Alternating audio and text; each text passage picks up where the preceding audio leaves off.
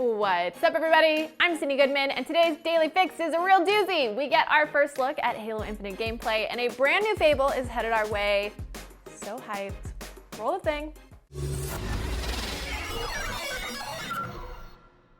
Listen, I'm about to explode, so we've got to talk Halo. The gameplay demo showed off an array of weapons, impressive verticality, a map interface that shows a very expansive world, and some gorgeous environments that we watch Master Chief hop into a warthog to explore. But don't worry, if you have never played a Halo game before, 343 says Halo Infinite was created as a starting point for new players. IGN spoke to studio head Chris Lee and associate creative director Paul Crocker as they went over their approach to making the game, well, approachable. They confirmed there would be no previously on cinematic in Halo Infinite, saying that Master Chief and the pilot that found him in the previous trailer are in the same place as the player. They have no idea what has happened since the ending of Halo 5. The devs explained that they intentionally wanted to rekindle the sense of, quote, mystery and wonder that they were looking to pay homage to the opening of the original Halo. Lee told IGN, quote, "We really wanted to bring some of the magic from the universe to give players more things to unlock and discover.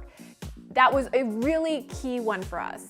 It also allowed us to think about it as this great place to bring new fans that have never experienced Halo before and existing fans and put them all in the same place. Let's create this mystery. What has happened since Halo 5? Everyone is trying to learn about the circumstances of the UNSC. You don't need to go through the whole franchise to learn and understand the fiction coming in, but if you do have that knowledge, we want to reward that too." And it seems there will be plenty to explore, as Halo Infinite is promising battlegrounds with a lot more freedom than we may be used to in the franchise. For example, the gameplay demo during today's Xbox Games Showcase, we saw Master Chief hop behind the wheel of a warthog and take on mission objectives in whatever order you choose, as well as propel himself across the varying vertical spaces utilizing the new grappling hook. In fact, Halo Infinite is touted as twice as big as the last two Halo games combined. Lee and Crocker also shared info about a world that continues to widen as the story progresses, which will encourage exploration as you can uncover weapon upgrades and other items hidden across the map, all available in a smooth 60 frames per second.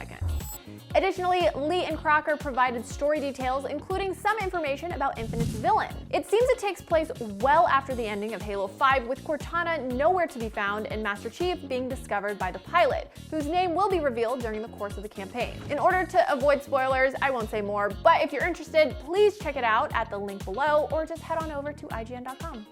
Finally, don't expect a Halo Infinite 2, as Lee and Crocker describe Halo Infinite as, quote, the start of our platform for the future, and confirm that Infinite is the last standalone release for the foreseeable future. Lee explained by saying, quote, "We want Infinite to grow over time versus going to those numbered titles and having all that segmentation that we had before. It's really about creating Halo Infinite as the start of the next 10 years for Halo, and then building that as we go with our fans and community." This doesn't mean that Infinite is a live service game, though. Instead, new story experiences will be told underneath Infinite's umbrella, as well as evolved technology for quite a while. In fact, a free ray tracing update will be coming sometime after launch. Whether this means that players will be trapped on this Halo ring forever remains to be seen. This is a lot to take in, but personally, I am so here for the ride. Things that stood out. Gun feel looked solid, VK-78 Commando, a gun I would very much like to shoot, and we're playing as our boy Master Chief and only Master Chief. They made that pretty clear. Overall, the game seems to evolve the franchise while keeping itself rooted in what makes Halo great. That said, I'm still on the fence with the grappling hook. The use cases they presented make sense to me, especially in the context of an open exploration-based map, but the overall animation feels kind of heavy and not as poppy as I'd like. It's a little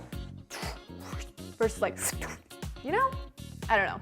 I mean, I get it, Master Chief is a big boy, but even when he brought in the fusion coil, it felt just okay. I'm open to liking it though, and very curious about its integration in multiplayer. But go check it out for yourself and form your own opinions. We have a ton of content that the showcase was unable to share, so go check it out at IGN.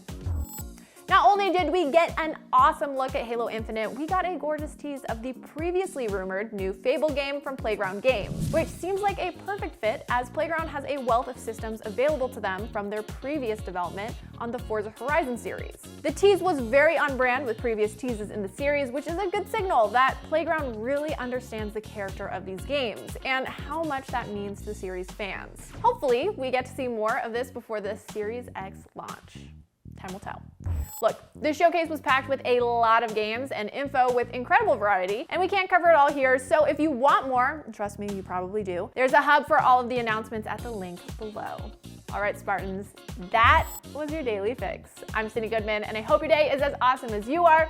Now that you are all caught up on the news, check out our interview with Deadpool comic writer Rob Liefeld. Spoilers, he calls out Kevin Feige about Deadpool's future. Anyway, download the IGN app on all your mobile devices, call a friend today, and wear a mask if you leave your house because masks make you look pretty cool. I prefer to go out wearing a replica of Master Chief's helmet because, well, Master Chief. That's not real, by the way. I just wear a regular mask. But subscribe to the Daily Fix on Snapchat, and for all things everything else, IGN.com. Party on, dude. Summer is here, and with it, the biggest show in entertainment, Comic-Con. And this year, it's on IGN. Starting July 22nd, IGN is giving you a front row seat to the geekiest celebrity panels. I love this show! The coolest merch, the latest trailers, and the biggest reveals from across the world of movies, TV, and comics. Whoa! Catch all 5 days of Comic-Con at home on IGN and IGN1 on Samsung TV Plus.